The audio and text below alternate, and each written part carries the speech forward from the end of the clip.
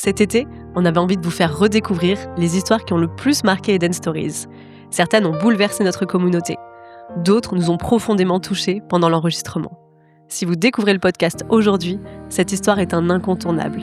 Et si vous l'avez déjà écoutée, peut-être que vous la vivrez différemment une seconde fois.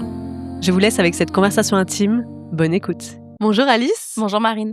Merci beaucoup déjà d'être là aujourd'hui. Ça fait quelques temps qu'on se parle toutes les deux et j'avais hâte de te rencontrer. Mais j'avais hâte aussi. En plus, je crois que tu es la première personne qui vient en bus. Non mais faut le dire quand même parce que On va le dire. c'est un sacré périple. Tu t'es levé à 4h ce matin et vraiment je tiens à te remercier parce que c'est du temps, c'est de l'énergie et merci beaucoup Avec beaucoup plaisir. pour ça. Je te laisse te présenter déjà s'il te plaît. Alors, je m'appelle Alice, j'ai 33 ans, je suis maman de 3 enfants et je suis célibataire. Très bien. Alors appel au love, love message. Je suis célibataire. Appel ou pas, je suis célibataire. Tu fais quoi dans la vie? Rappelle-moi. Alors, je travaille à mon compte, j'accompagne un organisme de formation sur la partie commerciale. OK. Et donc toi, tu arrives de Brive. Ce matin, tu es arrivée de Brive. Tu as toujours, tu es née là-bas? Tu as grandi Ça là-bas? fait 10 ans que j'habite à Brive, mais c'est l'endroit où j'ai vécu le plus longtemps. D'accord.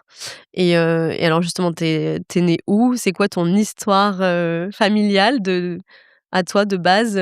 Alors, je suis née en Allemagne, parce que je suis fille de militaire et puis après j'ai vadrouillé un petit peu toute ma vie, d'abord avec, mes parents et après pour mes études et puis il y a 10 ans, je me suis, installée à Brive. D'accord. Donc tu as grandi dans un contexte, familial, qui bougeait beaucoup. Exactement. En fait, je suis née en Allemagne, j'y suis restée 3 semaines. Ensuite, on est partis à Vannes, à Fréjus, à Djibouti, à Poitiers. Et en fait, j'ai commencé mes études à Poitiers. Après, je suis partie à Angoulême, en Irlande. J'ai fini à Nantes et puis, j'ai finalement atterri à Brive-la-Gaillarde. Ah ouais, tu as bien voyagé, hein? Ouais. Tu as des frères et sœurs? J'ai 2 sœurs et un frère. OK. Ouais, ouais. Ah ouais. Et alors justement, frères et sœurs, comment, l'entente, comment ça se passe? Tu es proche de tes frères et Alors, sœurs? je suis la petite dernière déjà. OK. J'ai jamais été forcément très, très proche de mes frères et sœurs, à part peut-être ma deuxième sœur. Et puis mes parents sont séparés et ça a complètement éclaté le cocon familial. Ah! Quand tu étais ado? Non, j'étais déjà adulte. Mes parents sont OK, séparés il y a un peu plus de 10 ans d'accord. et ça a complètement éclaté le cocon familial. Toute la Donc il y a famille? plus du tout de contact, Ah à ouais, part très léger avec ma mère quoi, de temps en temps et avec une de mes sœurs. d'accord. Ouais Donc tu as plus contact avec ton papa et avec les autres et non. membres, de la famille? OK. Non, mais ça a son importance aussi. J'aime bien évoquer, cette partie-là de la vie parce que, bah, souvent ça explique aussi pas mal de choses plus tard et puis, le soutien qu'on n'a pas, Exactement. c'est important d'en parler. On parle souvent d'ailleurs forcément de la maternité. À quel moment je pose souvent la question, à quel moment on a envie de maternité? Quand on est jeune, quand on a des frères et sœurs notamment, souvent ça donne envie aussi de materner à son Complètement. tour. Notre schéma familial conditionne, je pense, l'âge auquel on a envie d'être parent, quoi. Bien sûr. Et toi, tu avais une petite idée quand tu étais enfant de toutes Je ces ne voulais choses? pas d'enfant. Tu voulais pas d'enfant? Je ne voulais pas d'enfant. J'avais vraiment une optique, ma mère, elle a élevé 4 enfants toute seule parce que du coup, mon père était jamais là Bien sûr. et vraiment, j'étais dans l'optique de construire une carrière et de pas avoir d'enfant. Ah donc tu étais plutôt carriériste, mais Ouais. justement mettre d'abord la priorité là-dessus Non, mais même pas, j'avais aucun projet d'enfant, quoi. et C'est même pas l'amour une dans tout ça? priorité. L'amour, ouais, la priorité, c'était quand même, moi. OK. Ouais. Non, c'est bien de le savoir aussi jeune et de vouloir Ouais, bah, mettre, ça s'est pas du tout fait comme ça au final, mais ouais, c'était bien de le savoir. eh bien justement oui! C'est pour ça que tu es là aujourd'hui pour en parler. Hem, à 14 ans, Oui. est-ce qu'on peut dire que ta vie va basculer? Ma vie a basculé à 14 ans, ouais. Qu'est-ce qui se passe? Est-ce que tu peux me raconter, À 14 ans, je rencontre un garçon plus âgé que moi, donc j'avais 14 ans, il en avait 18 passés et ce garçon, face à ma vulnérabilité, en fait, a profité de la situation et donc je me suis retrouvée à 14 ans à avoir mon premier rapport, rapport pour lequel je ne m'étais jamais demandé si j'étais prête. C'est-à-dire qu'à 14 ans, je m'étais encore jamais demandé, «Est-ce qu'un jour je serai prête à avoir un rapport? Est-ce que je suis prête? Est-ce que» jamais et en fait, ça s'est présenté. Je pense qu'il a su amener les choses, correctement, et donc ça s'est passé. tu l'avais rencontré où, du coup, ce garçon, s'il avait pas le Il même âge? habitait le village d'à côté, il a dû voir qu'il y avait une petite ouverture, une petite vulnérabilité. À cet âge-là, on adulte toujours les garçons plus âgés, machin et cetera et C'est lui vrai. en a lourdement profité. Tu te doutes bien que, juste après le rapport, je n'existais plus, hein. Il ne me il ne me contactait plus, j'avais plus aucune de ses nouvelles. Ouais. Ah oui, donc c'était pas une folle histoire d'amour, Pour moi, si. Oui, mais je veux dire, vous avez été longtemps ensemble, avant ce rapport-là, justement? Non, ça faisait quelques semaines, quelques mois, et je pense que, quand il a senti qu'il avait assez la main prise sur moi, heu, c'était le moment, quoi. Et tu as plus eu de ses nouvelles, du coup, après Donc ça? c'est arrivé début juillet Ouais. et dans la foulée, plus de nouvelles, OK. et à la rentrée de septembre, en fait, ce qui s'est passé, c'est qu'au mois d'août, je me suis rendu compte que j'avais plus mes règles et à la rentrée de septembre, j'en parle à 2 copines qui me disent: «Bah, viens, on va lui dire, quoi. On va aller lui dire que tu as plus tes règles, machin». Et donc on y va, on va lui dire, je le revois, on était dans une espèce de parc, et on lui dit et puis il réagit super bien. Dans le sens où il me dit, «Oh là là, mais bah, on va faire ce qu'il faut, machin», vraiment il réagit super bien. Alors que tu avais pas de nouvelles tout ce J'avais temps-là, pas et là du tout tu de nouvelles, débarques, complètement. donc sans test de grossesse, Sans test de grossesse, d'abord? j'avais été voir le médecin. OK. Le médecin voulait, par un toucher, essayer de savoir si j'étais enceinte.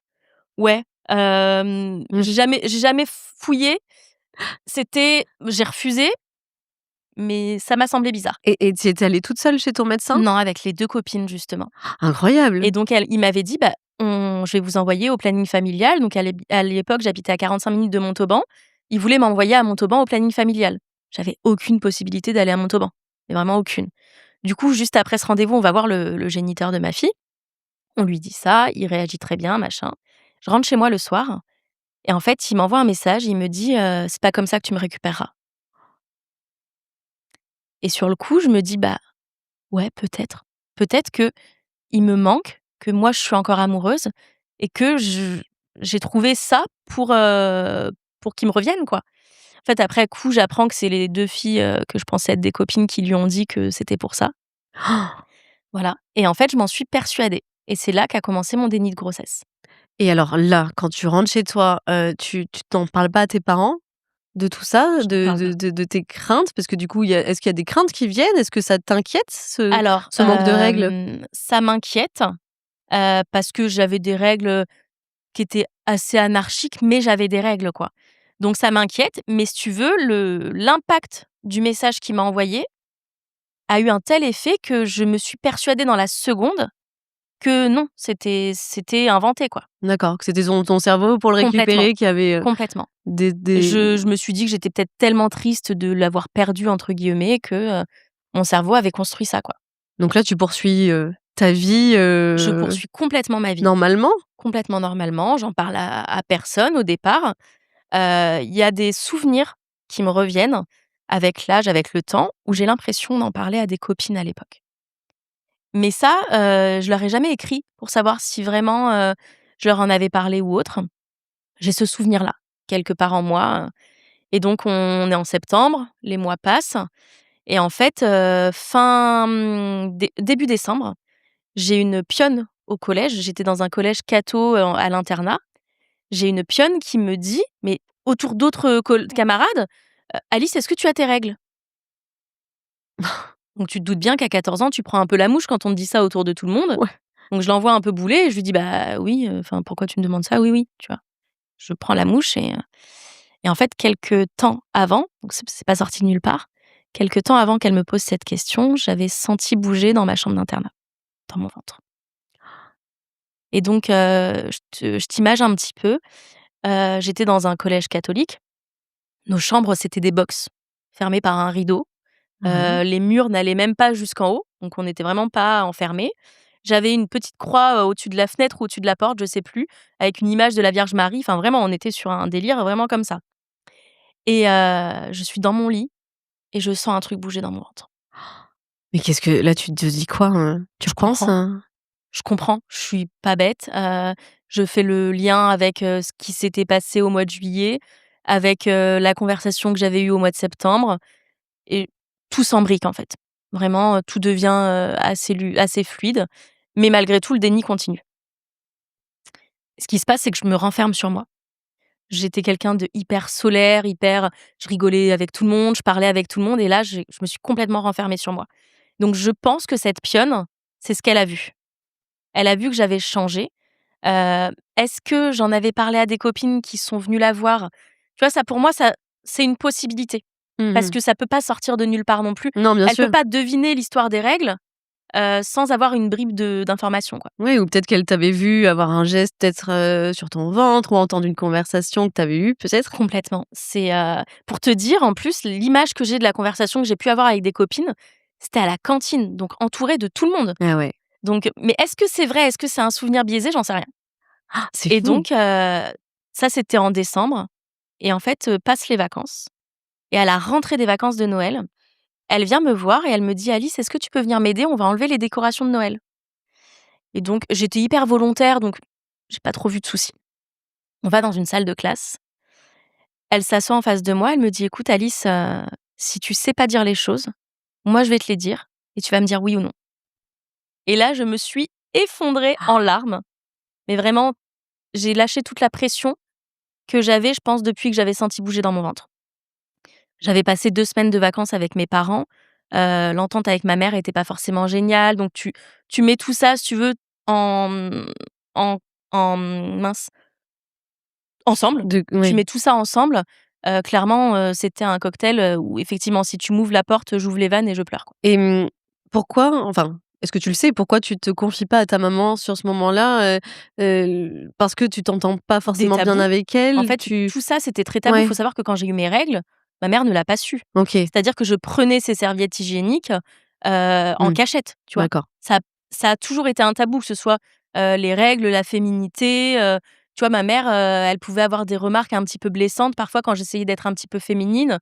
Tu sais la fameuse phrase, «Tu vas pas à l'école pour faire un défilé, machin». Bah, ma mère, c'était ça, mais puissance 1000 quoi. Mmh mh. C'était vraiment, très poussé. Donc arrive ce fameux jour où ma surveillante me dit ça, je m'effondre en larmes. Je lui raconte tout ce que je viens de te raconter là. Vraiment, je lui dis tout ça. Elle me dit: «OK, on va aller à l'infirmerie déjà parce qu'il fallait que je me calme un peu». Donc je vais à l'infirmerie, on vient me chercher pour que je retourne en cours et puis le directeur vient me chercher. Le directeur du collège, il vient me chercher dans la classe et puis, je vais dans son bureau et là, il me dit: «Écoute Alice, il faut que tu le dises à tes parents. Je te laisse le week-end pour leur dire. Si tu n'y arrives pas, je les convoquerai lundi, on leur dira ensemble». C'était quelqu'un, d'une humanité sans pareil. Vraiment, en fait, il a été directeur d'un collège dans les quartiers nord de Marseille. Donc je pense qu'il a peut-être déjà été confronté à ce genre de choses. Sûrement. Mais au-delà de ça, c'était vraiment quelqu'un de très, très humain dans tout. Ça faisait, 1 an du coup presque, enfin non, ça faisait quelques mois que j'étais dans ce collège avec ce directeur et il avait toujours été très humain. Donc j'avais pas de crainte si tu veux. Quand il est venu me chercher, tout ça, je savais. Oui, au contraire, peut-être que tu t'es sentie écoutée et Complètement. épaulée.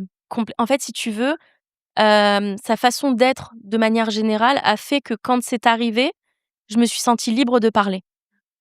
Je me suis pas sentie jugée, je me suis sentie accompagnée et du coup, il me dit ça et là, je me dis: «Bon, bah, je vais appeler ma sœur». Donc j'appelle ma sœur, à l'époque, elle vivait à Paris et je l'appelle et je lui dis: «Marie, je suis enceinte». Et là, elle était au téléphone avec sa meilleure amie et elle me raccroche au nez. Elle répond à sa meilleure amie, elle lui dit: «Écoute, Noémie, je te laisse, il y a Alice qui me fait une blague». Elle me rappelle, je me revois, je te jure, je revois la scène. J'étais dans l'entrebâillement d'une fenêtre devant mon collège et je tremblais. Mais je tremblais, tu sais, de nerfs, en fait, j'avais l'impression que toute ma vie était en train de voler en éclats. Tout ce que j'avais essayé de mettre sous un mouchoir pendant plusieurs mois, bah, c'était en train d'arriver, quoi. Et puis il faut remettre les choses dans le contexte. Tu as 14 ans à ce moment-là, quoi. C'est ça. Et donc je lui dis ça. Mon père, à l'époque, il était à côté de Troyes, donc pas très loin de Paris, en célibat géographique et donc mon père prenait le train le soir pour rentrer à la maison pour le week-end.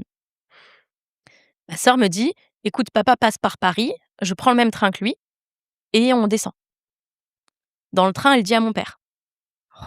Donc elle le dit à mon père et mon père lui a fait comprendre qu'il fallait qu'elle s'en aille, quoi. Qu'il fallait qu'il digère le truc, «OK, tu me l'as dit maintenant, barre-toi, quoi. Il faut que je digère le truc». Ils arrivent, à la maison. Toi, tu es déjà là? Moi, je suis déjà là. Faut savoir que je suis rentrée, ma mère est venue me chercher à l'arrêt de bus, donc quand je rentrais de l'internat et ma mère me dit, «Je t'ai je t'ai fait des courses». Cette histoire est très drôle. Ma mère me dit: «Je t'ai fait des courses, je t'ai acheté des concombres». En fait, je comprends que mon directeur l'a appelée pour essayer de lui faire comprendre les choses En gros, il lui a dit, «Vous avez pas remarqué qu'Alice avait pris un peu de poids?» Oh, c'est pas elle a pensé qu'il fallait te mettre au régime, Oui. quoi. Ma mère, elle s'est sentie, tu sais, la pire des mères, à qui on dit, «Dis donc, ce serait bien que tu surveilles un peu l'alimentation de ta fille, quoi». Donc ma mère, toute fière d'elle, elle me dit: «Je t'ai acheté tout ce que t'aimes pour faire un régime». Il faut savoir, parce qu'on va revenir en arrière 2 secondes, il faut savoir que quand je me suis rendu compte que j'avais plus mes règles, j'étais chez ma sœur parce que mes parents tenaient un kebab à l'époque et qu'ils voulaient que je m'en aille un peu du kebab pour moins manger de malbouffe. Et du coup, ils m'avaient envoyée en régime chez ma sœur pendant 1 mois et puis 6 mois après, le directeur leur dit: «Dis donc, votre fille, vous y faites pas trop attention, quoi, elle est un peu grosse». J'étais même pas grosse en plus, tu vois? C'est ça le truc. C'est qu'il a essayé de lui ouvrir les yeux pour qu'elle remarque un peu des trucs et qu'elle comprenne peut-être le message. Mais elle s'est complètement foirée, quoi. Elle a rien compris. Mais si tu veux, à l'époque, j'étais une gamine très pudique. Je portais des gilets en été, des trucs comme ça. On rentrait pas dans la salle de bain quand j'y étais, donc ma mère, elle était à 1000 lieues Mmh. de s'imaginer qu'un garçon avait pu profiter de moi, si tu veux. Ouais. Pas comme ça, quoi. Et donc mon père et ma sœur arrivent et puis ils viennent dans la chambre et puis ils me demandent de soulever mon pull. Parce que ma sœur, elle était venue avec un test de grossesse pour te dire le déni familial, hein, vraiment.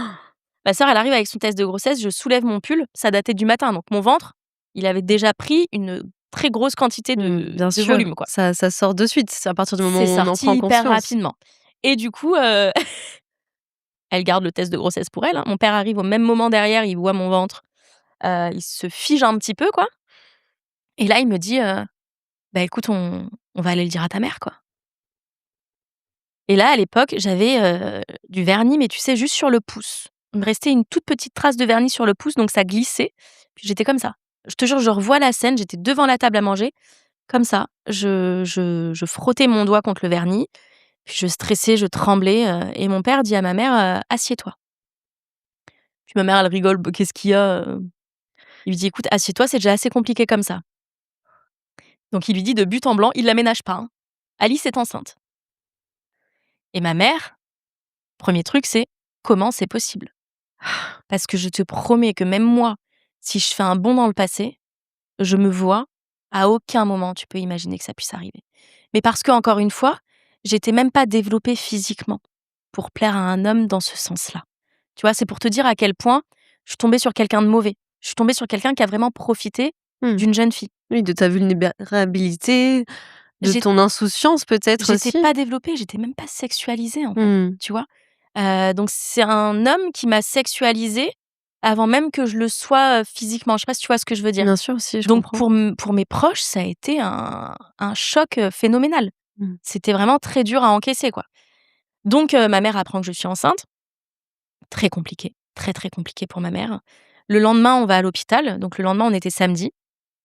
On va à l'hôpital et je crois me souvenir qu'on était allés au service des urgences. Parce que Bah oui. il De y a un toute façon, petit on fait degré quoi d'urgence. aussi? Et puis qu'est-ce qu'on fait dans ces cas-là? En fait, on avait besoin d'être accompagnés sur savoir quoi faire. Ça peut paraître bête, mais on sait comment se passe une grossesse au début, mais quand tu découvres une grossesse à 6-7 mois, personne te dit comment ça Oui, doit se parce que passer. toi, le calcul, il était vite fait de toute façon. Je C'était arrivé une savais, fois. c'était arrivé une fois, c'était la seule et unique fois. Donc je savais la date du rapport parce que forcément mon premier petit copain, machin et cetera, On le note dans le journal je intime. sais exactement et donc on y va, on se fait recevoir par une infirmière d'une manière catastrophique. En gros, mon ventre avait déjà, bien pris et l'infirmière m'a fait la morale. Donc là, tu te dis: «Ma cocotte, tu es mignonne, mais tu arrives un petit peu tard là. Tu vois bien que l'un dans l'autre», donc bref, elle nous fait la morale, mais on n'a aucun rendez-vous. C'est-à-dire que la nana, elle a devant elle une gamine de 14 ans, enceinte jusqu'au cou, elle l'envoie bouler, elle lui fait la morale, mais elle ne prend pas du tout les trucs en charge. Et alors, mais il te propose même pas de faire une Rien. écho? On me propose rien du tout. On repart, on va dans un magasin, dans un magasin pour acheter des vêtements, parce que forcément, et là ma mère, je vois toute sa colère ressortir. Elle me dit en gros, «Il est hors de question que je me dirige avec toi vers les rayons, femmes enceintes. Tu as voulu te faire engrosser, tu vas chez les grosses».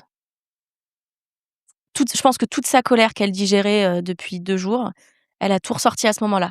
Et aujourd'hui, moi, j'ai 33 ans, j'ai une fille qui va avoir 19 ans, j'en veux pas à ma mère. Je pense que c'est un schéma de vie que tu ne te prépares tellement pas à vivre que tu réagis avec les armes que tu as à ce moment-là, quoi. Mmh. Et ma mère, elle en avait pas d'armes à ce moment-là. Et est-ce elle était peut-être aussi en colère contre elle-même de pas avoir vu venir, Je peut-être? pense que, tu sais, c'est comme, ton enfant qui va traverser la route. Tu vas avoir un sentiment de colère. Je pense que c'est ça. C'est qu'il y a un mélange de plein de choses. Tu vois, l'enfant, c'est: «Je lui ai lâché la main, donc il est parti». Donc la colère, elle est envers toi, envers ton enfant, envers l'environnement, envers plein de choses.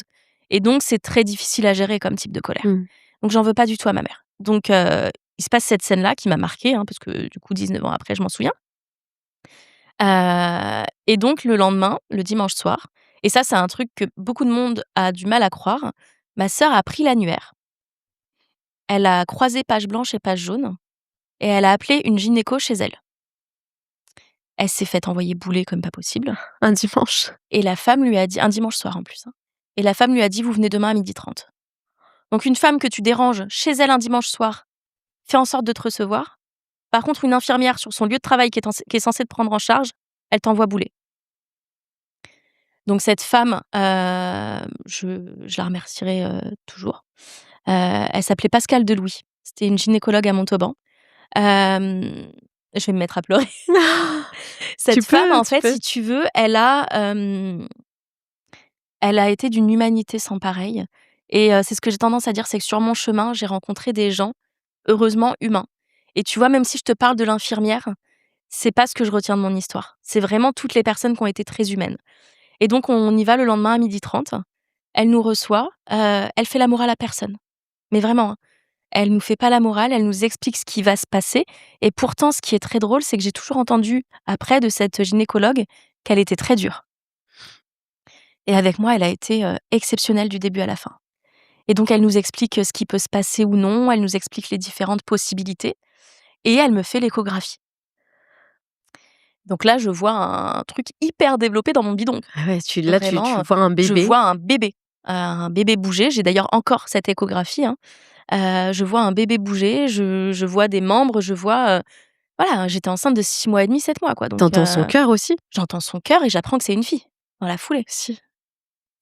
Tout se passe dans la foulée, quoi. Mais tu te souviens de ce qui se passe dans ta tête aussi? Enfin, que J'étais tu sur pilote automatique. ouais. Pour te dire, les discussions qu'il y a eu, je pense même pas les avoir dans leur entièreté, en avoir compris toute la teneur. Moi, j'ai le souvenir que, on a dit à ma mère que si je me faisais, avorter à Barcelone, parce que c'était encore possible, je risquais pour ma vie. Et en fait, ce qui s'est passé, et ça je l'ai appris il y a pas longtemps, c'est que la gynéco a dit à ma mère que je pouvais me faire avorter à Barcelone et ma mère, elle a été ultra soulagée. Elle y a vraiment vu une porte de sortie. Ah. Et quand la femme a dit à ma mère, qu'il y avait un risque pour ma vie et pour ma fertilité future, parce que ma mère a eu des problèmes de fertilité. Quand la gynéco a dit ça, ma mère, elle a fait un stop direct. Elle a dit: «Non, on fait rien du tout». Pour elle, ça a dû être horrible de décider ça. Horrible. Parce qu'en fait, quand ton enfant de 14 ans a un enfant, oui, tu admets aux yeux de tous, le fait que tu as pas géré, quoi. Le fait qu'en tant que parent, tu as échoué. Donc c'est hyper compliqué. Mais de là, les choses se sont fait donc Et tu penses aussi, à l'après? Parce que, ça veut dire quoi accueillir un enfant à l'âge de 14 ans? Qu'est-ce que ça représente pour la famille, pour toi, ma mère pensait à l'après, à ce tes moment-là. études et Moi, pas cetera? du tout, hein. Vous en parlez pas entre vous à ce moment-là? Non, j'ai aucun souvenir de discussion. C'est pour ça, je te dis, moi, j'ai été en pilote automatique. On ne m'a pas incluse dans toutes ces conversations-là. Mmh. Est-ce que j'étais là, mais volontairement, je me suis effacée? Tu vois, je pourrais pas forcément te dire. D'accord. Mais j'ai pas de souvenir d'avoir donné mon avis, à aucun moment. Pour te dire, l'accouchement sous X a été évoqué entre mon père et ma sœur dans le train et n'a plus jamais été évoqué. On m'en a pas parlé. On m'a pas dit: «Est-ce que Alice, tu veux donner naissance à cet enfant et le faire adopter?» À aucun moment. Heu, aujourd'hui, qu'est-ce que j'aurais fait? J'en sais rien. Mmh. Aujourd'hui, quand je vois des histoires de femmes, qui lancent des appels pour retrouver leur enfant à qui elles ont donné naissance sous X, bah, je remercie mes parents. Parce que je pense que ça doit être terrible de te construire dans ta vie en sachant que tu as «abandonné un enfant» entre guillemets. Mmh. Donc merci à mes parents, ça, il y a aucun souci.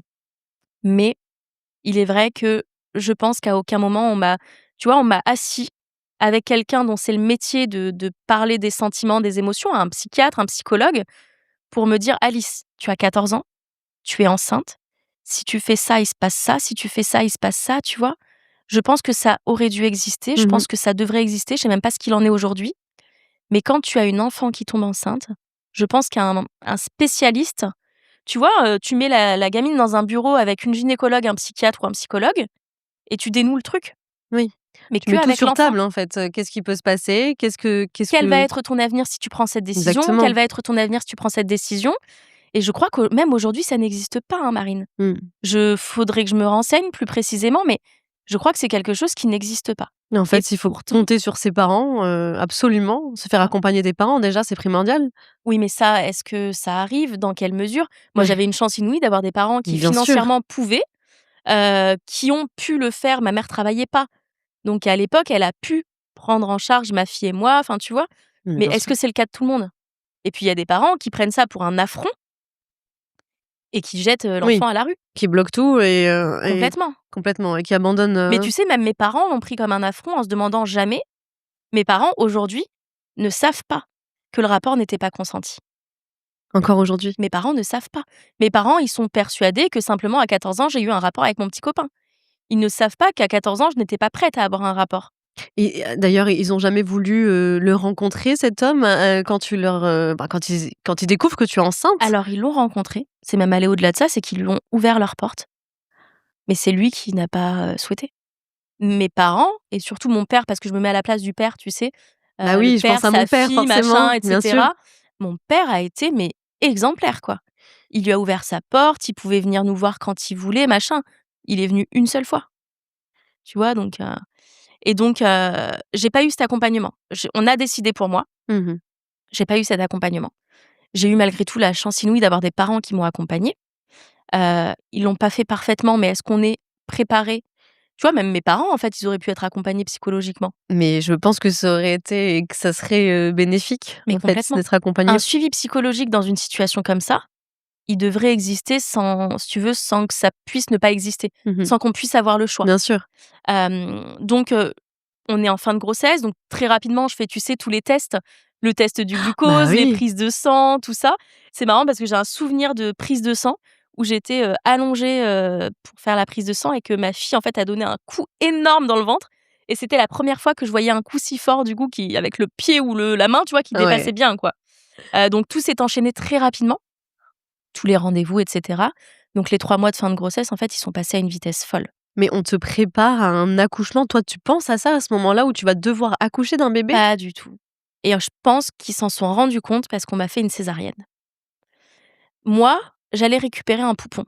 J'avais 14 ans, Marine, hein. J'avais aucune conscience de ce qui se passait. J'étais complètement déconnectée de la réalité.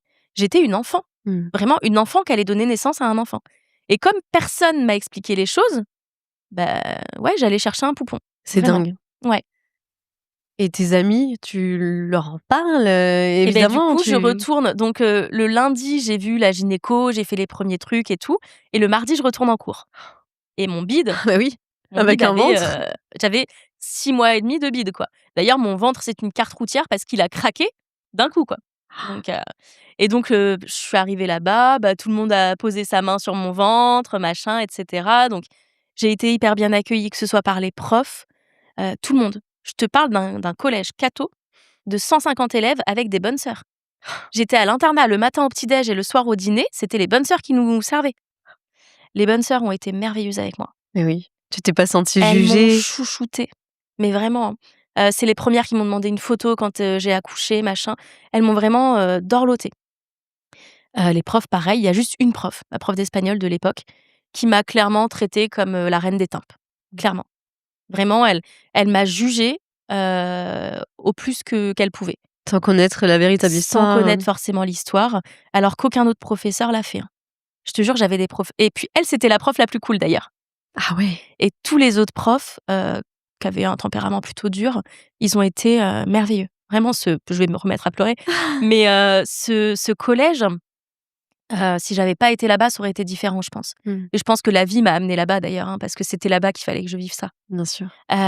Et du coup, j'arrête le collège, début février. Tiens, je te mets Merci. ça là, au cas où. J'arrête le collège je vais le garder. J'arrête le collège début février. OK. Mon directeur fait en sorte que je reçoive les cours à la maison.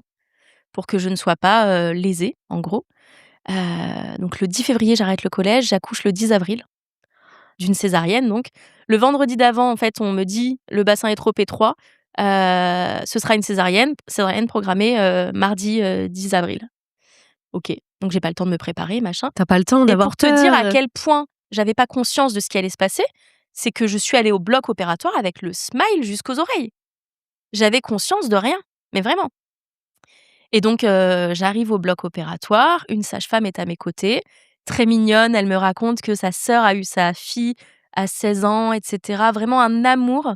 Et là, la gynéco débarque dans le bloc et elle se met à gueuler: «Comment ça se fait que cette gamine, elle est toute seule? Où elle est sa sœur?» machin et cetera. Et en fait, la césarienne, tu pas autorisée à avoir quelqu'un à l'époque. Mmh. Et elle, c'était inenvisageable, quoi. Au final, c'était trop tard. Donc je suis restée avec cette sage-femme, qui a été adorable somme toute. Moi, avec la césarienne, si tu veux, je me demande pas Oui. pourquoi, mais j'étais shootée, on s'était levé tôt le matin, donc si tu veux, je dormais presque, quoi. Le fait de me dire que mon bébé allait arriver, j'y pensais même pas, quoi.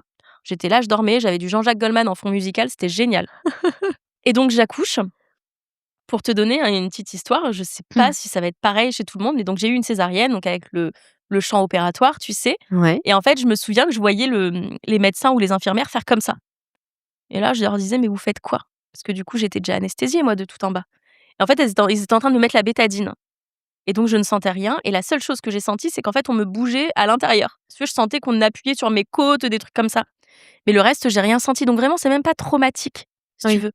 Je Oui, j'ai tu vois rien, tu ne sens presque rien. j'ai aucun souvenir traumatique et je pense que c'était aussi pour éviter une césarienne d'urgence qui Mmh. aurait pu être traumatique que Oui. la césarienne a été décidée. Puis on se doute bien que le bassin à 14 ans, c'est pas le même qu'une femme, plus mature, Eh beh, écoute, quand j'ai fait parce que j'ai refait un scanner de bassin, quelques années plus tard pour mon fils, a priori, j'aurais pu accoucher par voie basse même, 11 ans plus tôt.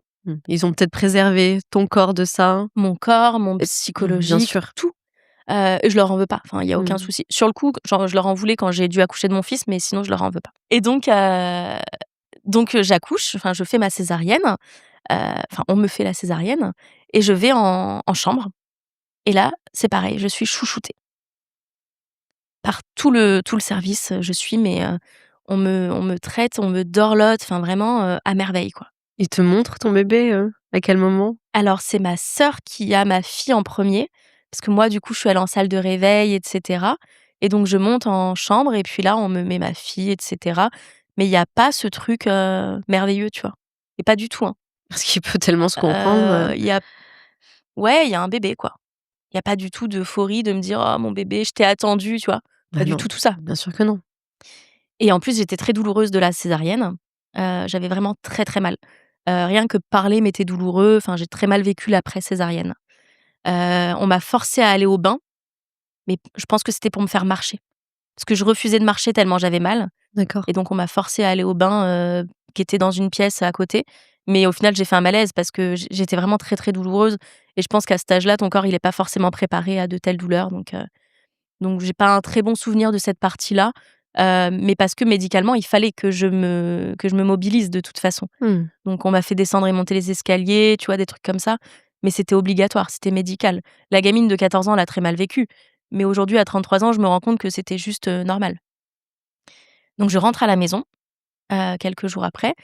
J'ai quand même des visites à l'hôpital de copines de l'internat qui viennent me voir, tu à 14 ans, Ah t'amènes, non, je tu vas visiter une copine qui a eu un c'est enfant. c'est très difficile de l'imaginer. C'était complètement fou et puis elles étaient toutes euphoriques. Elles étaient limite plus contentes Oui. de voir mon bébé que moi. Moi, j'étais contente parce que j'avais de la visite. Tu sais, à 14 ans, tu as de l'intérêt, les gens Ouais. s'intéressent à toi, c'est génial, machin. C'est tout, hein. C'est vraiment tout ce que je voyais, moi. Et donc je rentre à la maison. Donc là, on s'occupe un peu de moi parce que forcément, le contre-coup de la césarienne est très compliqué. J'ai beaucoup de douleurs, je fais des malaises à répétition. Donc ma sœur et ma mère, prennent soin de moi et de ma fille à ce moment-là. Et ma fille a 1 mois. En fait, elle pleure beaucoup.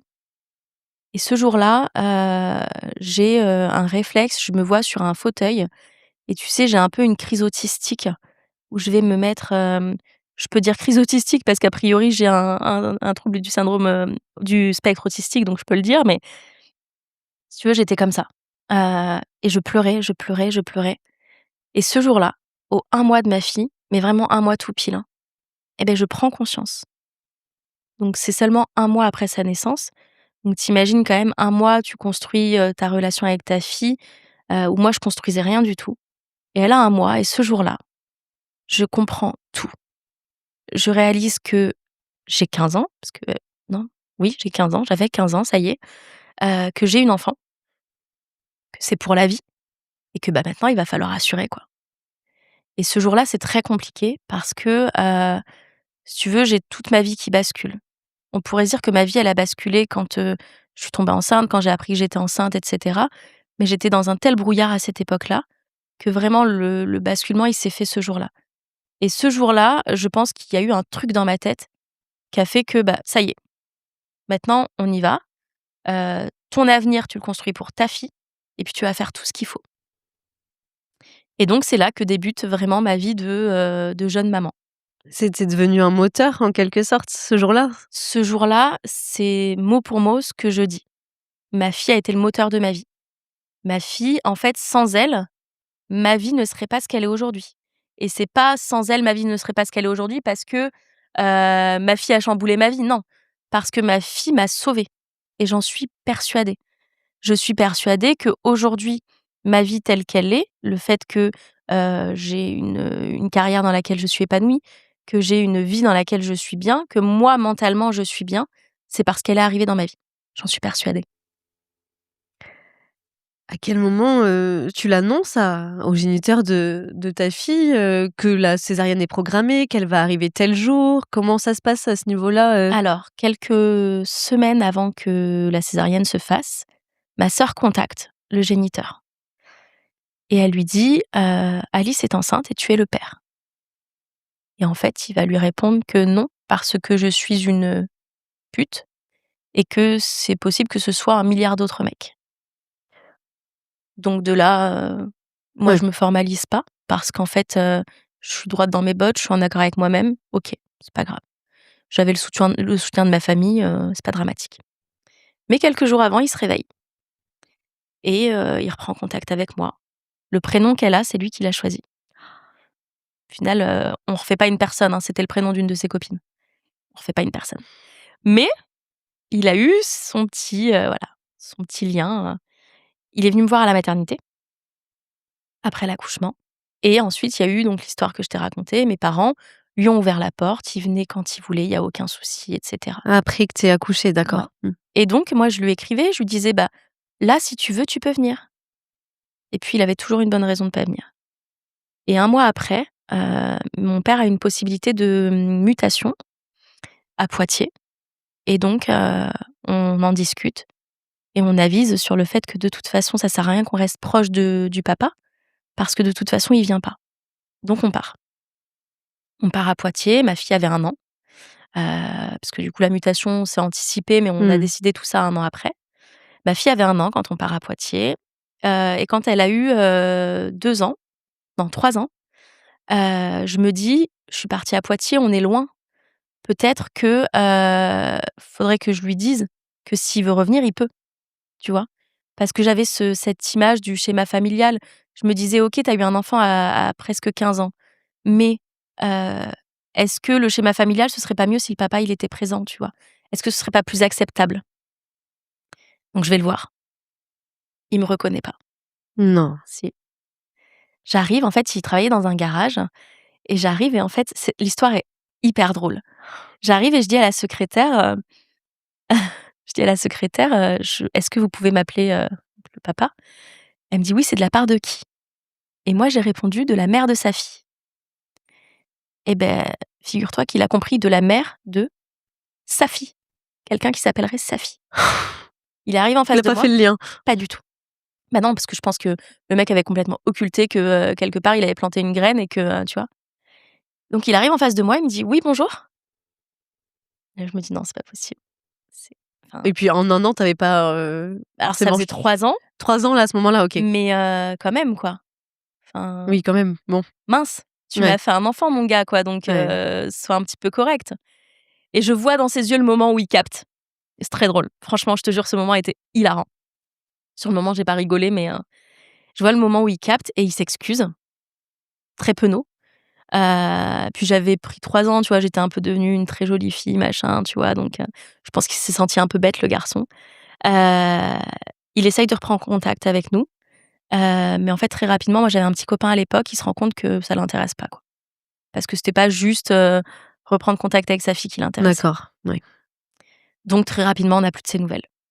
Et puis, quand ma fille a 6 ans et demi, il me rappelle parce que tous ses copains sont en train de devenir parents. Et là, il se dit: «Bah, tiens, moi aussi j'ai un enfant quelque part». Donc il me recontacte et à l'époque, je suis célibataire. Et puis comme je suis un peu bête, bah, j'y retourne. Tu Donc as une histoire avec à lui? l'époque, je faisais mes études à Angoulême et lui habitait à Montauban et je passe l'été avec lui. Il me contacte en juin, un truc comme ça et je passe l'été avec lui. Ma fille était partie à Djibouti avec ma mère, donc elle passe quand même quelques jours avec nous, mais pas toutes les vacances, tu vois? Et Juste là, elle a quelques jours. 6 ans, ta Elle a fille. 6 ans et demi, ouais. Elle sait? Elle connaît Elle son sait que c'est son histoire? père, Elle sait que elle c'est son connaît son papa? histoire. Ma fille a toujours connu son histoire, elle sait que c'est OK. son papa. Donc très cool. Lui, il va dans les magasins aux alentours, très fier de présenter sa fille. Papa modèle, vraiment. Et je passe l'été avec lui et puis, bah, au mois de septembre, il faut que je reprenne, le train pour retourner à Angoulême, continuer mes études. J'étais en école de commerce. Ah, Je mets le pied dans le train et là, je me prends une haine par message. En fait, le garçon était jaloux maladif. J'avais passé l'été à faire la popote à la maison, ça lui allait très bien, mais que je reprenne ma vie, ça ne lui allait plus. Donc je me faisais insulter par message dès que je lui répondais pas en quelques secondes, quoi. C'était: «Ouais, tu es en train de parler avec un mec dans le train, machin et cetera». J'arrive à Angoulême pour, je reprends mes études, la journée en cours, pareil, je réponds pas à ses messages. Pareil, je me fais insulter et cetera. Ça dure un petit peu et puis, un jour sa mère m'appelle et sa mère me dit: «De toute façon, tu es une mauvaise femme. Tu devrais venir à Montauban avec ta fille et puis, vivre avec mon fils, quoi». Mais je lui dis: «Mais, vous savez quoi? Je vais raccrocher parce que sinon je vais vous insulter». Je lui ai dit: «Je fais quoi? Je plaque tout ce que je suis en train de construire pour ma fille et dans 3 semaines, votre fils, il me jette et puis je finis à la rue?» Donc je lui ai dit: «Je vais raccrocher, sinon je vais vous insulter». Et de là, j'ai arrêté d'être en lien avec lui. J'ai tout coupé, mais il appelait, ma fille de temps en temps. Et en fait, j'ai compris que si je ne répondais pas à ses 500 messages par jour, il ne l'appelait pas. ah, Donc en fait, il traitait ma fille comme un torchon, clairement. Et quand ma fille a eu, 7-8 ans, elle a compris. On en a discuté, elle a compris qu'en fait, heu, il en avait pas forcément grand-chose à faire d'elle, quoi. Il venait d'avoir un enfant avec une autre fille et c'est cette fille-là qui essayait de conserver le lien. C'était elle qui gardait le contact pour, faire en sorte que quand même il ait des contacts avec sa fille, pour elle, hein, pour ma fille, pour bien Emma, hein. sûr. Mais lui, il en avait rien à faire. Donc au bout d'un moment, on a tous lâché. C'était plus simple comme ça servait à rien. Ma fille l'a complètement compris. Elle a aucun affect pour cet homme, mais vraiment aucun. Encore aujourd'hui? Encore aujourd'hui. Elle a 19 ans aujourd'hui? Elle a 19 ans et elle a aucun affect pour lui. Et quand elle avait, 9 ans, j'ai rencontré un homme qui, en fait, est le seul homme qu'elle a connu, finalement. Et c'est pour lui qu'elle a de l'affect. Elle a limite une meilleure relation avec lui qu'avec moi d'ailleurs. Donc voilà. Elle t'en parle quand même, elle t'en parle des fois ou De elle son t'en a géniteur? parlé? Oui. Non. Non? C'est limite là où tu pourrais avoir des schémas familiales où la mère, pourrait, mettre un tabou, là c'est elle, elle en a rien à faire en fait. Oui. Toi, tu C'est as toujours personne. laissé la porte ouverte, à la discussion? Oh oui, en fait, si tu veux, moi j'avais une crainte, c'était que quand elle serait ado, en crise d'ado, elle me claque la porte et qu'elle décide d'aller avec son père. Et pour ça, moi, il fallait que je sois exemplaire. Il fallait qu'elle sache où il vivait, qu'elle ait toutes les infos pour si jamais elle voulait reprendre contact. Je refusais d'être la mère, tu sais, qui empêche le lien, Ouais. parce que c'est le meilleur moyen pour jeter ton enfant dans les bras de son père, complètement, incorrect, quoi. Mmh mh. Donc moi, j'ai toujours fait en sorte que ça n'arrive jamais. C'était ma phobie, hein. Mmh. Quand elle était petite, ma phobie, c'était qu'un jour, elle Je me tourne comprends. le dos pour aller avec son père qui n'avait rien fait pour elle, quoi. Bien sûr. Et en fait, non, elle en a rien à faire de son père. À partir du moment où elle connaît toute l'histoire et elle a toutes les cartes en main, elle a eu toutes les cartes en main depuis toujours pour Exactement. choisir après. J'ai pas attendu, si tu veux, qu'elle ait 12 ans pour lui dire: Oui, «Voilà ton histoire». Son histoire, en fait, elle l'a appris, c'est assez drôle parce que elle l'a appris au compte-gouttes sur ce qu'elle pouvait savoir. Par exemple, l'histoire du rapport non consenti, forcément, elle l'a pas su à 7 ans, quoi. bien sûr. J'ai attendu qu'elle soit en âge en fait, si tu veux, ce qui est marrant, c'est que souvent son histoire, les bribes de son histoire, elle les a su quand je l'ai racontée. Parce que quand je rencontrais des personnes et qu'on en parlait, je faisais pas ça en dehors de ma fille. Tu vois? J'avais aucun problème à parler de son histoire à côté d'elle, parce que ça la concernait après tout. Oui. Et du coup, c'est vrai que Je modulais. Il y avait des bribes de son histoire que je disais pas forcément devant elle, quand elle était pas en âge de comprendre et puis au fur et à mesure, tu vois, elle a eu toute son histoire dans l'entièreté, mais avec l'âge qui correspondait quand même. Moi, j'ai envie de revenir aussi sur le moment où, bah, alors, c'est un mois, tu te rends vraiment compte là que ta vie a changé, que ça y est, c'est ton enfant, qu'il va falloir, bah, se pousser, pour, avancer dans la vie avec elle. À quel moment tu reprends tes études? Parce que tu as dit que tu avais fait une école de commerce. J'ai Comment jamais ça se arrêté en fait. passe? Ça s'est Ouais, fait de tu manière jamais très arrêté? fluide parce que donc Emma, quand elle a eu 1 mois, je suis retournée en cours, Ah donc ouais! assez rapidement. J'étais à l'internat, donc je rentrais le mercredi soir et les week-ends, et en fait, ça ne s'est jamais arrêté parce que, si tu veux, j'étais en 4e quand j'ai eu Emma. Mmh. J'ai fini ma 4e, je suis rentrée en 3e, j'ai passé mon brevet. Au brevet, on te fait choisir un lycée, j'ai choisi mon lycée. Quand tu finis ton lycée, on te fait choisir, tu vois? En fait, tout Ouais, s'est fait de manière très fluide parce que j'avais mes parents. voilà, c'est ta maman qui s'est occupée d'elle? J'étais chez mes parents, ma mère s'occupait de ma fille pendant Mmh. que j'étais à l'école. Quand elle a eu, 2 ans ou 1 an et demi, 2 ans, ma mère l'emmenait 2, 3 fois à la crèche par semaine pour qu'elle voie d'autres enfants et cetera. Mais ma mère s'occupait d'elle, quoi. Donc, si tu veux, j'étais une maman, le soir et le week-end, quoi, Ouais. tu vois? Mais si tu veux, j'ai eu une adolescence, une scolarité qui a juste suivi le fil normal. Mmh. Parce que pour mes parents, il y avait pas de si tu veux, il y a même pas eu de discussion, hein. Oui. C'était vraiment, je finis le collège, je vais au lycée, je finis le lycée, je cherche mes Ouais, études, c'était normal, quoi. supérieures. Ouais, On continue comme si, ah ça s'est fait c naturellement. OK. Ouais. Et est-ce que qu'est-ce que ça change, pour toi, ton corps, la vision de l'amour que tu as, à cet âge-là? Est-ce que tu as plus du tout confiance aux hommes? Qu'est-ce qui se passe? Alors, mon corps, c'est très délicat parce qu'en fait, à 14 ans, mon corps ne s'était pas développé, d'accord? Du coup, je ne sais pas quel est mon corps sans grossesse, tu vois? Si tu veux, ce qui se passe, c'est que je le dis encore aujourd'hui, donc quand j'ai ma fille, je prends de la poitrine pendant la grossesse, je n'en avais pas. Mmh. C'est pour ça que je te dis que je n'étais pas sexualisée, hein. Il a vraiment Mmh. profité Ouais. d'une fille qui n'était pas sexualisée, hein. J'avais pas de poitrine, j'avais pas de forme, tu vois? Enfin, j'étais un petit peu rondouillette, mais pas de forme, de Mmh. femme, quoi. Mon ventre, bah, ça devient une carte routière à 14 ans. C'est hyper violent. Donc mon corps tel qu'il aurait dû être, je ne l'ai jamais connu. Donc, d'un côté, j'ai pas eu le tu sais, le déchirement de voir, son corps modifié quand tu as un enfant, tu sais, à 25, 30 ans. Mais du coup, j'ai quand même ce deuil à faire d'un corps que je n'ai jamais connu. Je ne connais pas mon corps de femme, pas abîmé par la grossesse. Ouais, je comprends. Ouais, c'est assez, ça, c'est quelque chose que j'évoque très peu finalement, mais il y a un deuil à faire quand même. Bien sûr, le rapport à son propre corps, encore plus chez une femme, Mmh. et c'est très important, même pour toi, pour ton estime de Ouais. toi-même, pour, toutes ces J'ai choses-là. toujours connu mon corps abîmé, en fait. Mmh. C'est après aujourd'hui, je l'accepte complètement, hein, mais j'ai toujours connu mon corps abîmé. Tu vois, par exemple, les seins fermes et droits, je les ai connus que pendant mes grossesses.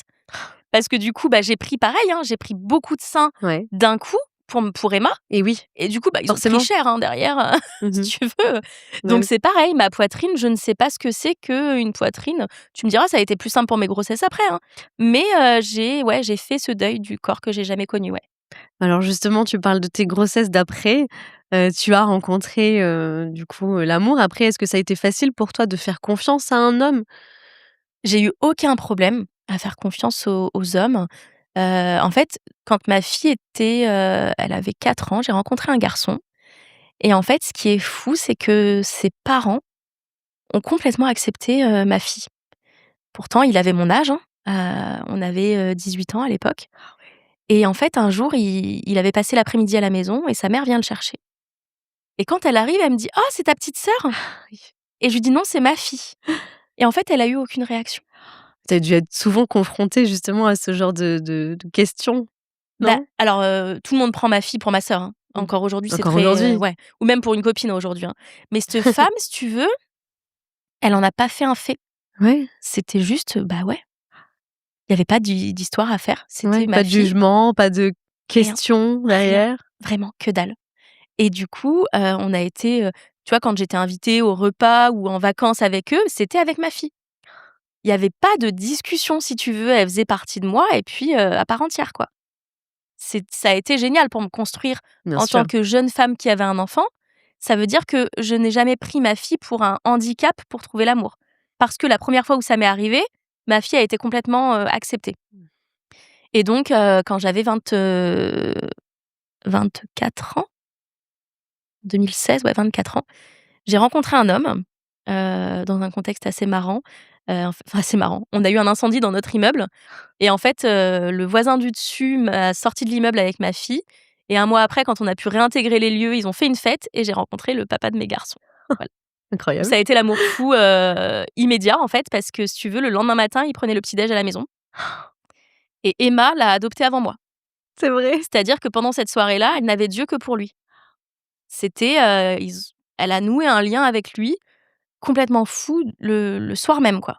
Et le lendemain matin, il prenait le petit déj à la maison. Voilà, Incroyable. c'était assez fou, et donc une relation très belle entre 2, une relation naturelle, c'est-à-dire qu'on ne faisait rien sans ma fille. Et il en ressentait pas le besoin, moi non plus. Ouais, il a jamais mis de côté, Jamais, mais c'était une évidence pour lui, hein. Je me souviens un week-end, on s'est fait un week-end au Futuroscope.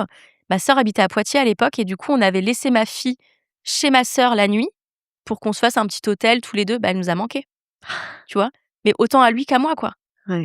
Elle faisait partie de notre quotidien, il était pas question qu'on envisage des choses sans elle, quoi. C'était vraiment, et donc avec ce monsieur, quand on se rencontre, on ne veut pas d'enfant, Vous ne voulez pas tous les 2? l'un comme l'autre. Toi, c'était, bon déjà de base, tu voulais pas d'enfant avant ta fille. Et c'était la continuité. Ouais, après ça, tu t'es dit: «C'est bon, c'est Je plus voulais me faire jamais». ligaturer les trompes plus que tout. En Je plus. tannais mon médecin pour qu'il accepte de m'envoyer vers quelqu'un qui me ligature les trompes, quoi. C'était viscéral, je ne voulais pas d'enfant. Pas d'autres enfants, en tout cas. Mmh. Et ce monsieur, pareil. En fait, il est tahitien, il voulait construire sa maison à Tahiti, machin. Il avait beaucoup de priorités, si tu veux, avant d'envisager quoi que ce soit, quoi. Et puis j'étais sa première relation en plus, donc il se projetait pas du tout comme ça, quoi. Et donc, on se rencontre au mois de septembre et au mois de mars, il part en mission parce qu'il est militaire, on reproduit les schémas. Tiens, tiens. Tiens, tiens, un petit Oedipe. Donc, il part en mission et moi, au même moment, je pars en formation à Paris et en fait, dans l'hôtel dans lequel j'étais, les odeurs me dérangeaient, c'était un enfer et là, je me dis: «Merde, est-ce que je serais pas enceinte?» Et donc je lui en parle, alors que je lui avais toujours dit: «De toute façon, le jour où tu apprendras que je serai enceinte, c'est parce que j'aurai déjà avorté». Je lui avais dit ça. Je lui avais dit: «Tu ne le sauras même pas». Ce jour-là, je lui en parle et en fait, il me dit: «Bah, fais un test, machin». Je vais faire un test, le test est négatif et là, on se retrouve comme des cons tous les 2 parce qu'on aurait bien aimé qu'il soit positif C'est vrai? et donc viennent des C'est fou. discussions là-dessus où on se dit: «Bah, ça serait cool, quoi». Et puis en parallèle, ses parents qui le tannent un peu en lui disant: «Bon, ce serait cool que tu nous fasses des petits-enfants, quoi». À Tahiti, les petits-enfants, c'est vraiment hyper sacré, C'est tu vois? vénéré, ouais. Et du coup, ses parents le tannent un peu. Nous, on a ce truc, tu vois, de cette histoire, qui se Ça passe au mois de titille, mars et au mois de mai, on a une conversation vraiment où on se dit: «Ça serait cool, quoi». Et donc lui, rentrait fin juin. Début juin, j'enlève mon implant. Oui, tu Il avais mis quand rentre. même un implant au cas où? En fait, j'avais un implant, tu sais pourquoi? Parce que, j'avais fait une grossesse 2 ans après ma fille et j'étais hyper fertile. Mais je le suis, hein. J'ai une Ouais. fertilité assez folle et du coup, j'avais eu une grossesse sous pilule avec préservatif, mais le préservatif avait craqué. J'avais pris la pilule du lendemain, Marine. 3 semaines après, j'étais en train de me boire du gazpacho à gogo et je me dis: «Merde, il y a un truc qui cloche là». C'est pas Je vais vrai, voir non, une attends. gynéco, bam, j'étais enceinte. Ah oui, donc tout à l'heure dans la voiture, quand tu me disais: «Je suis un peu le 1 % des Oui! situations», ah OK, je comprends Mais mieux. oui, je suis le 1 des situations. Je tombe enceinte à mon premier rapport et puis bam, rapport 2 ans après, capote, pilule, tout, pilule du lendemain, j'arrive à retomber enceinte. Incroyable. C'est non mais Non, mais OK, je je suis le comprends 1 mieux. J'ai Mmh. la poisse, mais je ne rigole pas et du coup, j'avorte.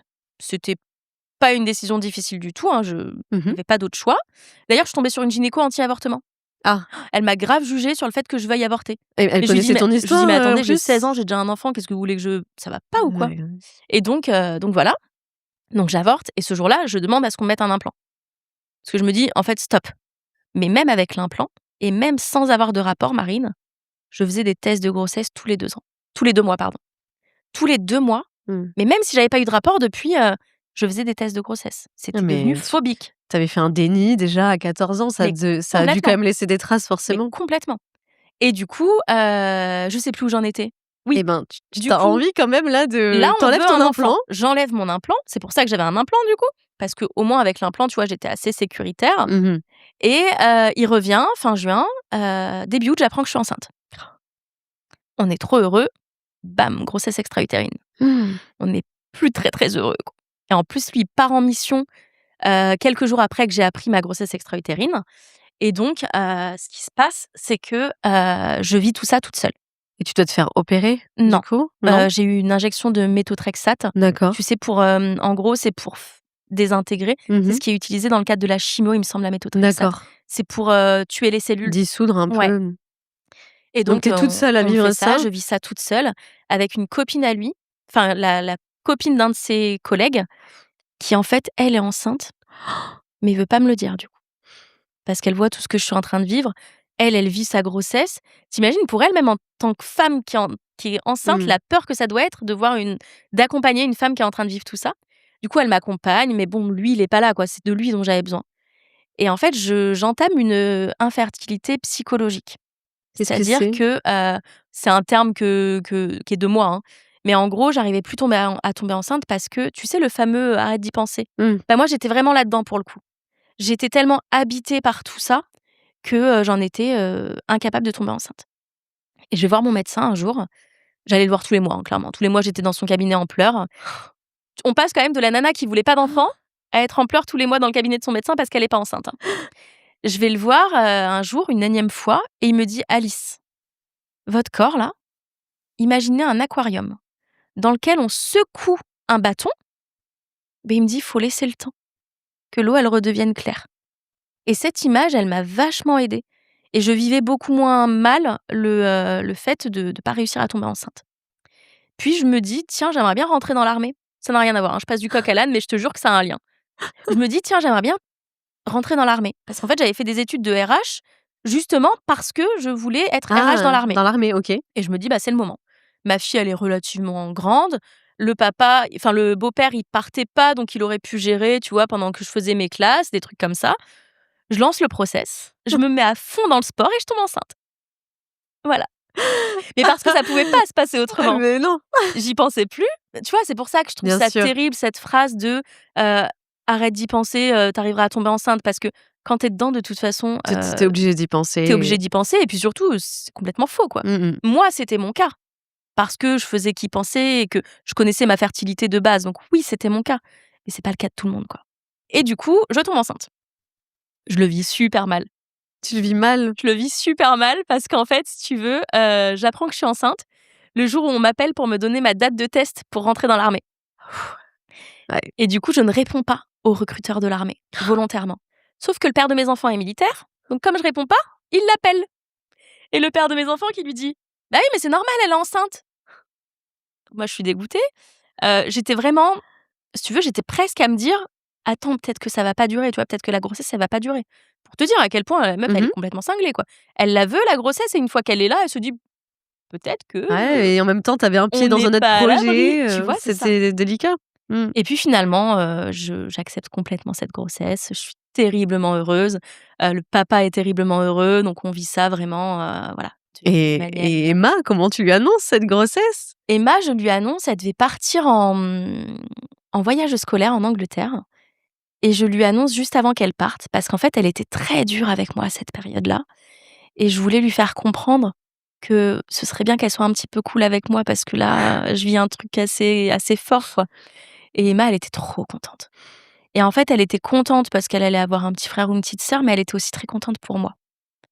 En fait, j'ai une fille, hem, qui, même dans la façon dont elle a été une enfant, a toujours, vachement pris en compte mes sentiments. Beaucoup moins à l'adolescence, on va pas se mentir, mais quand elle était enfant, ouais, elle prenait vachement en compte ce que je ressentais. C'est terrible à dire, hein, parce que c'est pas son devoir en tant qu'enfant, mais voilà, ça existait. Du coup, elle était très heureuse pour moi. J'ai d'ailleurs une vidéo où elle apprend que j'attends un garçon et où elle dit: «Je suis trop heureuse pour toi», parce qu'elle savait que je voulais un garçon. C'est-à-dire que vraiment sa première pensée, elle avait 11 ans, hein, sa première pensée, c'est de dire: «Je suis trop contente pour toi». C'est pour toi, ouais. Elle m'a dit, «Tu dois être trop contente», ou un truc comme ça. Vraiment, sa première pensée, elle C'est était beau, pour moi. hein. Ouais, c'était magnifique. Donc on vit tout ça tous les 3. On vit vraiment, ouais, on est sur un petit nuage. On vit vraiment tout ça, on va se balader, on prend des photos, enfin Et vraiment puis tu c'est. vis une grossesse que tu avais pas eu Je vis une Tu grossesse pas du début à la vécu? fin. Ouais. Je vis une grossesse avec le papa. Alors il était assez absent, mais malgré tout, il était présent, tu vois? Mmh. C'est pas grave ça. Je vis toutes les étapes de la grossesse, tous les rendez-vous. Tu projettes? Je projette, j'ai le temps de me dire: «Est-ce que ça sera une fille? Est-ce que ça sera un garçon?» Tu vois? Je vis tout ce que je n'ai pas vécu sur ma première grossesse et puis accompagnée par un homme, bien, profondément bon, Mmh. qui m'aime, qui tu vois? C'est tout ce dont j'aurais pu rêver, quoi. C'était merveilleux. Donc vient ce bébé, donc qui est Anoui en 2018, fin 2018, une naissance, voilà, par voie basse, merveilleux. J'ai échappé à la césarienne parce qu'on avait peur que je doive faire une césarienne. J'y ai échappé. Un accouchement qui a été relativement long, mais qui s'est merveilleusement bien passé. J'ai poussé 3 minutes et puis c'était réglé, quoi. Donc Parfait. en soi, ça allait. J'ai pas à me plaindre.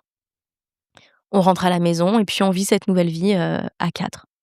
C'est magique, je vis la parentalité pour la première fois parce que ma mère gérait, les mouchages de nez, les rendez-vous chez le médecin, les inquiétudes quand elle était malade. Parce que quand tu as 16 ans, tu as pas les mêmes inquiétudes quand ton enfant est malade. Franchement, je me reposais vachement sur ma mère, quoi. Donc je vis tout ça. C'est pas cool, hein, franchement, c'est pas cool. C'est pas la même chose, hein? Ouais, non, c'est pas la même chose. J'allaite mon fils. Ah! Et oui, Je tu vis peux un allaiter. allaitement, merveilleux parce que pour ma fille, ça fait partie des choses qu'on m'a pas proposées. Mmh. J'allaite mon fils, ça se passe à merveille en plus, donc enfin génial. Je côtoie une communauté de mamans, parce qu'il y a un salon de thé familial en fait là où j'habite Génial ça. et je me retrouve à aller là-bas quand mon fils a 4 mois et à avoir une communauté de mamans Ouais. exceptionnelle. À partager ton expérience avec d'autres, Des réunions d'allaitement, enfin quelque chose de merveilleux vraiment et il s'avère que la femme qui tient ce salon de thé va devenir la marraine de mon deuxième garçon. oh. Oui, Parce donc tu que, crées de vrais liens là-bas, hein, en plus. je passais ma vie là-bas. Le papa de mon fils était, militaire, il était pas souvent là, je travaillais pas, je passais ma vie là-bas et j'avais des mamans en permanence. On avait toutes des bébés du même âge à peu près, tu vois? Donc, c'était, une maternité merveilleuse. On est vraiment sur un endroit anti, postpartum, blues du postpartum, comment on dit? Oui, baby Dépression du blues, et postpartum ou baby dépression. blues. Mmh. Vraiment, on était sur un endroit où on était entre nous, on pouvait parler, nos enfants avaient des endroits pour jouer, tu avais des transats pour manger tranquillement pendant que ton enfant dormait. C'était merveilleux, j'ai vécu un postpartum exceptionnel, quoi, vraiment et 1 an après, le papa de mon fils me tannait un peu pour en avoir un autre et puis en décembre 2019, je dis: «Allez, c'est bon, OK, pourquoi pas?» Sauf que c'est arrivé super vite! C'est vrai? Moi, je m'étais préparée à attendre un peu, si tu veux. Tu vois, je me dis: «Allez, c'est bon, j'enlève, mon stérilet et puis comme ça, dans 6 mois, 1 an, je retombe enceinte». J'enlève mon stérilet le 18 décembre et le 30 janvier, j'apprends que je suis enceinte et en fait, c'est assez délicat parce que, OK, j'avais envie de cet enfant, mais peut-être pas tout de suite, quoi, Mmh. tu vois? Donc pareil, tu vois, la découverte de la grossesse, elle est pas complètement, mais on accepte le truc, on est très heureux, il y a aucun souci. Sauf qu'on est en 2020. Confinement. Confinement, le papa de mes garçons est en mission. Enfin, il part en mission en février ou mars. On héberge sa sœur, donc vraiment, ça a été un enfer. C'est-à-dire que j'ai pas fait de déni de grossesse. Ma grossesse ne s'est vue qu'à 6 mois. Mmh. J'avais quasiment pas de ventre. J'avais vraiment, un ventre quasiment plat, mais parce qu'en fait, je j'arrivais pas à vivre cette grossesse de la même manière. Mais oui, tu lui laissais pas la place, Non, peut-être? parce que la situation était trop C'est ça. compliquée. J'idéalisais, si tu veux, ce que j'avais vécu pour mon grand, où ça aurait pu être parfait, machin. Pas du tout et donc le ventre est sorti, en déconfinement, en fait. Il est vraiment sorti, ouais, il est sorti, fin mai, début juin, quoi. Tu as vraiment vécu 3 grossesses très Complètement différentes, ouais. différentes les unes des autres? Ouais et donc mon fils naît au mois d'octobre. Quand il sort, il ressemble à aucun de nous, ni à mes enfants, ni à lui, ni à moi. Pour la petite anecdote, je vois son regard au papa et je lui dis: «Bah, t'inquiète, moi aussi, je me demande». Le gosse, il sort, je te jure, il me le pend au-dessus de moi comme ça, il était blanc comme pas possible. Mes enfants, ils étaient tous sortis, tu sais, pas blancs quoi, un petit peu rosés, un petit peu Ouais. même métis, tu vois? Mais pas blanc et lui, il sort tout maigrichon, tout blanc, pas du tout avec les traits de visage qui nous correspondent et tout et je te jure, je regarde le papa, mais je lui dis: «Mais moi aussi, je me demande». le sage-femme qui explose de rire dans la salle de naissance, machin. Vraiment une situation, hilarante, quoi. En plus, il faut savoir que le papa, il était sur la route toute la journée. Il est arrivé 2 heures avant que j'accouche. Donc j'ai attendu en salle de naissance que, Ah ouais. tu vois? Et donc ce bébé sort qui ressemble à personne. Du coup, j'ai eu beaucoup de mal à l'aimer et en plus, l'allaitement, il n'était pas aussi simple que pour mon grand. Du coup, bah, ouais, c'est un peu Le compliqué, lien quoi. compliqué, Ouais ouais, à se et faire, puis, comme pour sa sœur, au bout d'1 mois, un lien, et aujourd'hui, son père te dirait que, c'est, la prunelle de mes yeux et que si je devais avoir une préférence, ce serait sur lui. Voilà, il fait ce qu'il veut de moi, vraiment. Il me regarde et puis, il me manipule, quoi. Il m'hypnotise en 2-2, quoi. Mmh. Donc finalement, tu vois, quand on n'a pas forcément d'amour à la naissance, ça veut rien dire. Je suis d'accord Parce avec que toi. j'ai mis 1 mois et je te jure qu'aujourd'hui, cet Mmh. enfant, je l'aime, mais Mais c'est très bien que tu le dises et que tu aies l'authenticité de le dire parce que c'est réel ah mais oui. et on peut pas avoir le même lien avec tous nos enfants quand on en a plusieurs et parfois, ça met un peu plus de temps, même là, tu me dis 1 mois, parfois ça met beaucoup plus de temps Mais mais ça complètement. vient toujours. Mais oui. Mais tu sais, même, sans parler de bébé, hein, ma fille pendant son adolescence, j'avais très peu de lien émotionnel avec elle parce qu'elle était assez dure, qu'il y avait des situations compliquées, machin, et aujourd'hui, je découvre ce lien.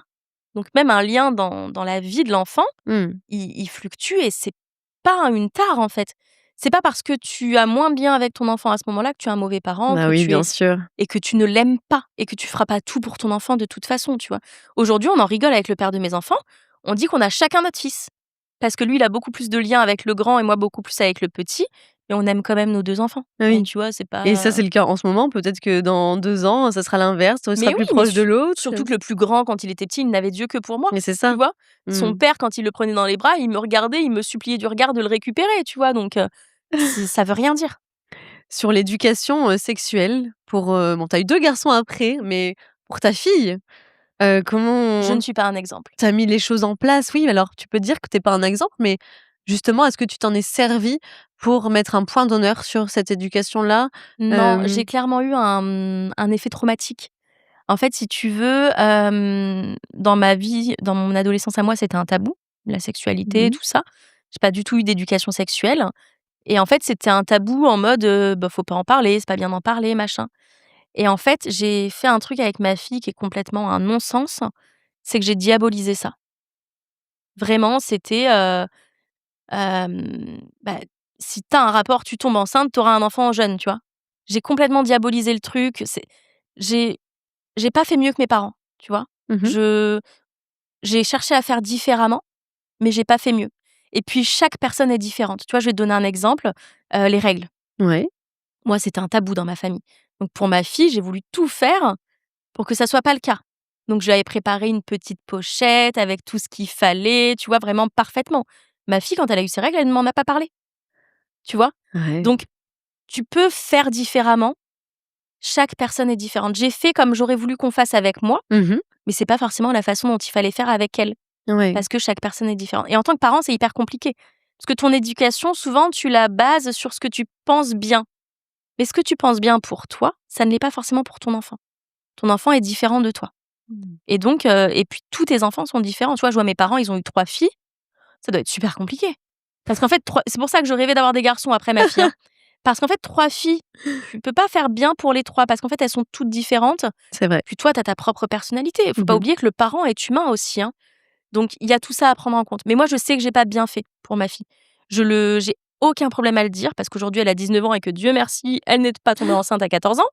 Mais je sais que j'ai mal fait avec ma fille, j'en suis sûre. Mmh. Et justement, les garçons, alors ils sont encore un peu petits les garçons, mais tu comptes, qu'est-ce que tu comptes faire avec eux? Bah, en fait, le problème, j'ai j'ai honte de le dire, mais je l'assume. Le problème, je sais que je vais être complètement différente avec mes garçons.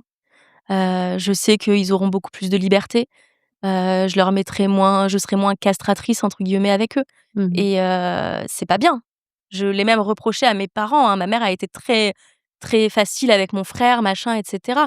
Je lui en ai beaucoup voulu et je sais qu'aujourd'hui, je ferai pareil. Mmh. Mais peut-être que tu mettrais peut-être un peu plus le point d'honneur sur le fait de si une fille, ne veut Sur pas, le consentement, sur le tu consentement, rigoles, je sur les toutes ces tanne depuis choses-là, voilà. toujours. Faut savoir que moi donc j'ai allaité mes 2 garçons et j'ai commencé le consentement dès l'allaitement. parce que du coup, j'estime que c'est quand même un moment, hyper important pour mettre ça en place. Pour la petite anecdote, mon fils, quand j'étais en train d'accoucher de son frère, mais vraiment, j'étais sur le ballon, je souffrais, il me foutait des gâteaux dans la bouche et donc moi, j'étais pleine de contractions et je lui mettais des stops en lui disant: «Si maman, elle te dit qu'elle ne veut pas, c'est qu'elle ne veut pas» et donc le consentement, c'est, C'est vrai que primordial. ça commence par ça, en fait. Oui, le consentement, c'est dès toujours vraiment, Mmh. tu vois, le mon garçon, mon plus grand, il a 7 ans et il me ressort qu'il a 5 amoureuses à l'école et je lui ai dit: «Oui, mais elles sont amoureuses de toi aussi?» donc il m'explique que oui, elles le sont toutes. Je lui dis: «D'accord, mais si toi, tu es amoureux d'elles et qu'elles, elles le sont toutes, il faut que tu en choisisses une quand même, ça serait cool». Il me répond: «Oui, mais comment je fais pour qu'elle soit plus amoureuse de moi?» et je lui dis: «Ça, c'est pas ton problème. Toi, tu fais en sorte de pas blesser 5 jeunes filles, s'il te plaît, quoi, c'est tout». Donc oui, ça commence dès l'enfance. J'aurais ce côté-là, mais par contre, je serais beaucoup moins dure avec eux. Mmh. Mais par contre, le respect de la femme et cetera, oui, pour moi, c'est évident.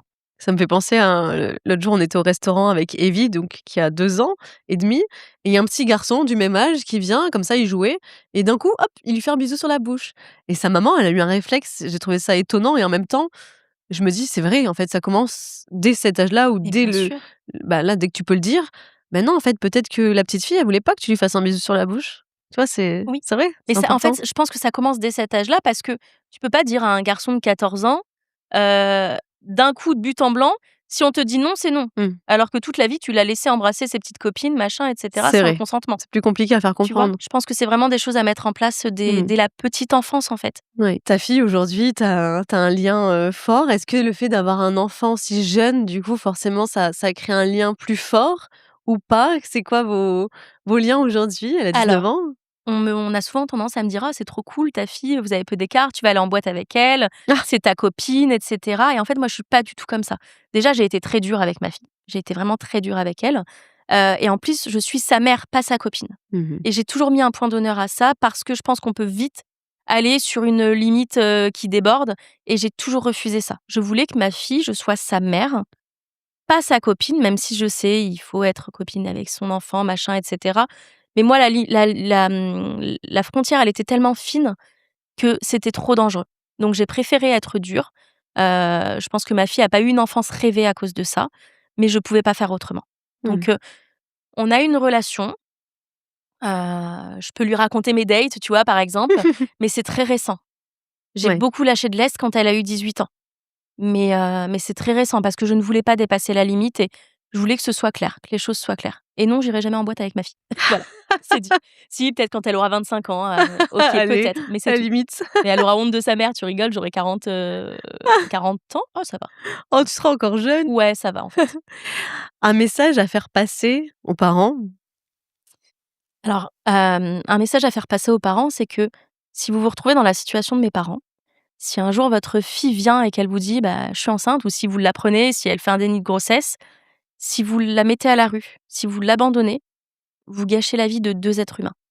Alors que si vous l'accompagnez, que potentiellement vous l'aidez à avoir cet enfant, si vous l'accompagnez dans les débuts de cet enfant, vous sauvez 2 vies.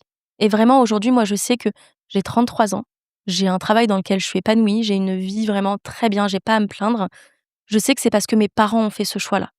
Je suis partie avec un handicap, mais mes parents, ils en ont pas fait un handicap. Ils ont fait en sorte que je puisse construire ma vie malgré ça. Et toutes les jeunes filles, ça c'est vraiment très important pour moi parce que c'est ce que j'ai vécu. Si vous devez avoir un rapport avec un garçon, il faut que ce soit consenti. Il faut que ce soit consenti non pas parce que vous voulez faire plaisir à ce garçon, mais parce que vous vous êtes déjà posé la question de savoir si vous y étiez prête. Si le garçon vous le propose, prenez le temps de vous questionner, à la limite, c'est pas un problème.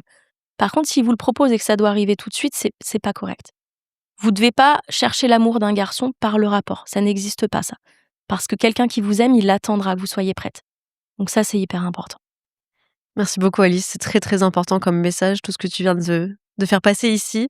Je tiens à préciser que sur Eden Stories, on parle de toutes les maternités et qu'il y aura jamais de jugement ici et que toutes les histoires, valent la peine d'être écoutées, mais correctement. Donc voilà, j'espère que cet épisode sera bien entendu et qu'il suscitera beaucoup d'amour, surtout. J'espère. Je te laisse prendre le petit cœur qui est à côté de toi. Tu vas pouvoir inscrire quelque chose, au dos, si tu le souhaites. D'accord. Et on va remplir ce bocal de cœur. OK. On va continuer Tiens, je te laisse. l'aventure. Merci.